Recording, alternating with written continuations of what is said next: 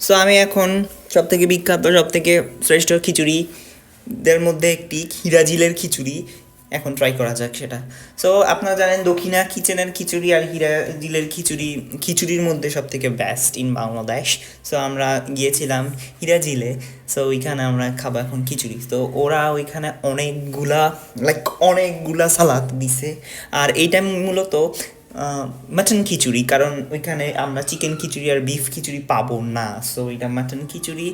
তো আমাকে একটা পিস দিছে অ্যান্ড আমি অত একটা সন্তুষ্ট ছিলাম না এই পিসের সাথে। এটা অনেক রাবারি ছিল অ্যান্ড হাড্ডি ছিল, যার কারণে আমি আমার ইন্ডেক্স ফিঙ্গার কাট ডাউন হয়ে গেছে আমার, সরি। সো তো খাওয়া যাক। না, ভালো ছিল, আমি 10-9 দিব। খুবই ভালো খেতে, খুবই দারুণ ছিল। প্রাইস ছিল 280, প্রাইস হিসাবে কোয়ান্টিটিটা ভালোই ছিল, অনেকগুলাই দিছে। আপনাদের খেয়ে পেটও ভরবে, মনও ভরবে। তো আপনারা যান ওইখানে যে খেতে পারেন। আল্লাহ হাফেজ, আশা করি ভালো থাকবেন। আর এটা মতিঝিলের মেট্রো স্টেশনের থেকে কিছুটা দূরেই।